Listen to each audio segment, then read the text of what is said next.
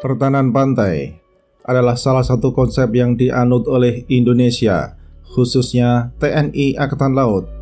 Walaupun konsep pertahanan pantai masih banyak ketidakjelasan sebab prioritas Tentara Laut Indonesia selama ini ialah meningkatkan kapasitas peperangan yang terkait dengan kapal permukaan dan kapal selam. Tidak keliru bila latihan pertahanan pantai yang dilaksanakan selama ini menyerupai skenario pertahanan pantai Jerman di pantai Normandia, Prancis pada 1945. Garis pantai Indonesia mempunyai panjang 99.093 km, sehingga menjadi pertanyaan garis pantai mana saja yang akan menjadi prioritas operasi pertahanan pantai.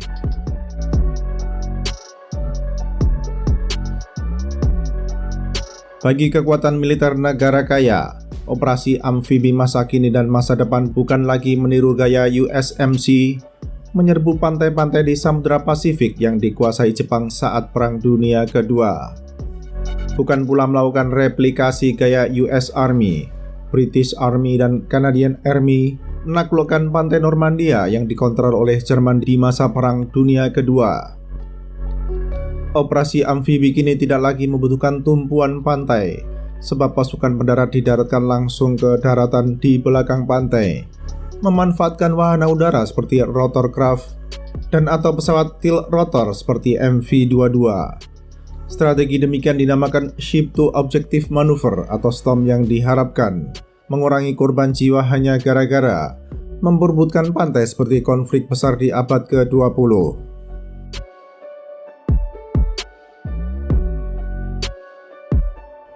Disebabkan oleh perubahan strategi operasi amfibi, kapal LST sudah menjadi bagian dari sejarah masa lalu di sebagian besar angkatan laut negara-negara maju dan kaya. Wahana air yang dirancang untuk melaksanakan beachhead tersebut sudah kuno sehingga ditinggalkan. Sebaliknya, kapal-kapal seperti LHA dan LPD diperlukan guna mendukung operasi amfibi hari ini dan hari esok, di mana kapal tersebut tidak perlu melakukan beachhead. Jikalau dibutuhkan pendaratan pantai, kegiatan demikian dapat dilaksanakan saat pantai lawan sudah dikuasai berkat bombardir dari kapal perang dan pesawat tempur kawan.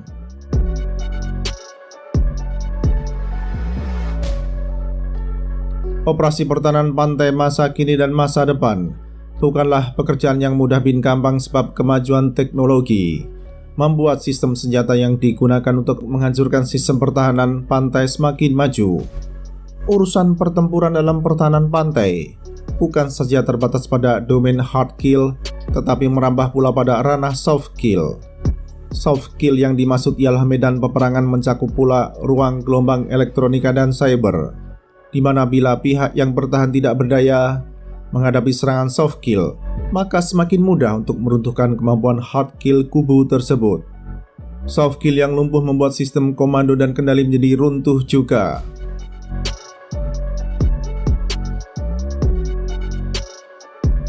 Dalam urusan pertahanan pantai, Indonesia nampaknya lebih memberikan fokus pada gelar kekuatan pertahanan pada beberapa choke point strategis saja. Misalnya di Selat Sunda yang terhitung dangkal bagi kapal selam, sehingga kapal selam yang melintas harus muncul di permukaan. Begitu pula di Selat Lombok yang dikategorikan sebagai perairan dalam, sehingga kapal yang melintas menggunakan normal mode alias menyelam. Tentu saja bagi kapal perang permukaan yang melintas di kedua selat tidak dapat bersembunyi dari pandangan mata maupun pandangan peralatan elektronika.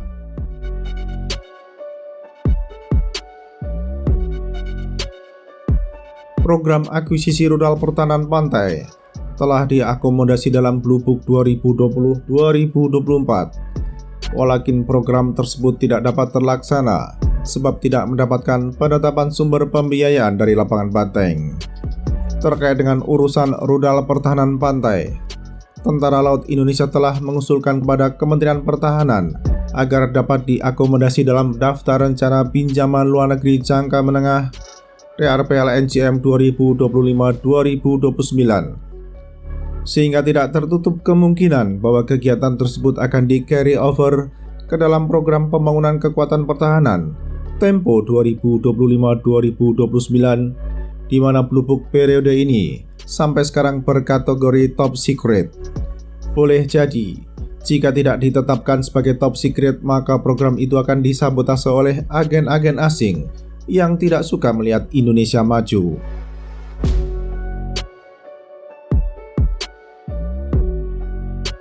Padahal pembiayaan program-program dalam dokumen itu berasal dari pinjaman luar negeri yang tidak bisa dirahasiakan siapa yang menjadi lender dan berapa pinjaman yang diberikan.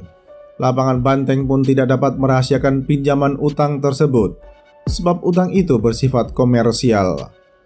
Karena tidak dapat diklasifikasikan sebagai top secret oleh Lapangan Banteng, PLN yang terkait dengan pembelian mesin perang itu pasti akan muncul dalam laporan Kementerian Keuangan tentang utang pemerintah. Dengan kata lain, Kementerian Pertahanan bisa merahasiakan program akuisisi peralatan perang dalam Blue Book, akan tetapi Kementerian Keuangan tidak bisa menutupi semua kegiatan pembiayaan yang dibiayai oleh PLN.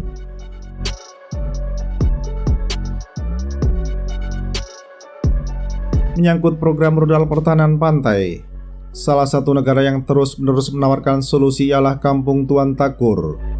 Peluru berpandu blasteran India dan Rusia tersebut dikampanyekan secara terstruktur, sistematis dan masif atau TSM oleh media arus utama India maupun media sosial.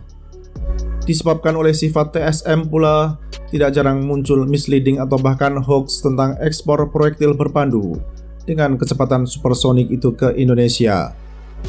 Sebagai ilustrasi, di masa orang nomor wahid di Indonesia melawat ke India pada Januari 2025, sejumlah media arus utama dan media sosial negeri kelahiran Depika Padukone dengan yakin mewartakan bahwa Jakarta akan menandatangani kontrak akuisisi BrahMos. Padahal fakta menunjukkan bahwa tidak ada kegiatan penekanan kontrak pengadaan rudal yang diproduksi oleh BrahMos Aerospace selama ex-Danjen Kopassus berada di New Delhi.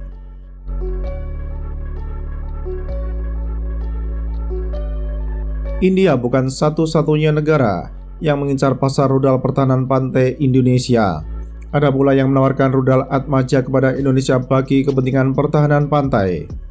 Sebagaimana rudal Atmaja, varian permukaan ke permukaan yang dipasang di geladak bahtera perang, versi pertahanan pantai pun belum proven dan masih terus mencari false export customer. Tentu saja Ankara ingin menobatkan Jakarta sebagai pengguna pertama proyektil berpandu itu agar dapat menerima data kinerja rudal secara percuma alias gratis.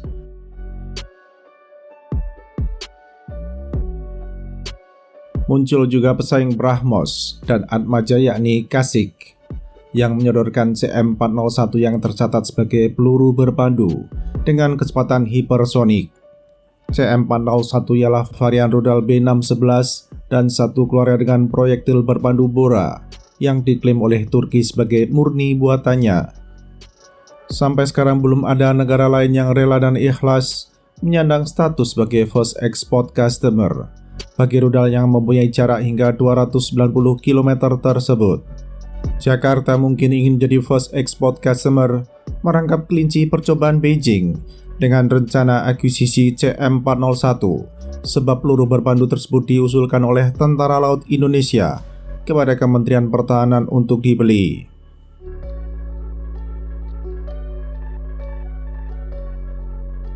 Andai kata Indonesia membeli rudal pertahanan pantai dari Cina, peluru berpandu itu mungkin akan ampuh untuk mengebur kapal perang asing yang melintas di choke point seperti Selat Lombok dan Selat Sunda. Namun keampuhan menumpas bahtera perang asing memiliki pengecualian, yakni tidak akan mujarab untuk menyerang kapal perang Cina yang lewat di perairan strategis Indonesia. Penyebabnya tentu saja karena Beijing sudah tahu bagaimana proyektil berpandu tersebut bekerja, sehingga Cina telah mempunyai cara guna melumpuhkannya. Cara melumpuhkan bukan saja lewat hard kill, tetapi pula melalui soft kill.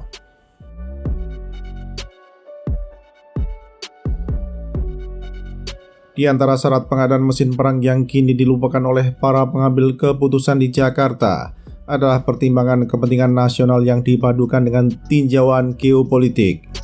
Padahal kepentingan nasional ialah hal yang paling pertama dan utama dalam kehidupan berbangsa dan bernegara di mana semua keputusan politik pemerintah harus mengacu pada kepentingan nasional dan bukan merujuk pada prinsip non-blok.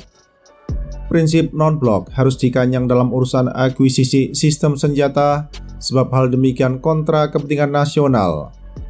Harus dipahami bahwa situasi dunia sudah berubah dibandingkan ketika Presiden Soekarno, Presiden Gamal Abdel Nasir, dan Presiden Joseph Broz Tito mendeklarasikan prinsip tersebut, sehingga prinsip non-blok hari ini telah usang dan berlawanan dengan kepentingan nasional Indonesia.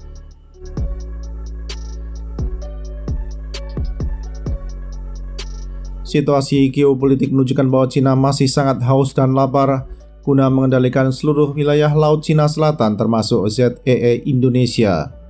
Tentu menjadi tanda tanya, mengapa Jakarta berkeras hati untuk memborong sejumlah peralatan perang produksi Cina?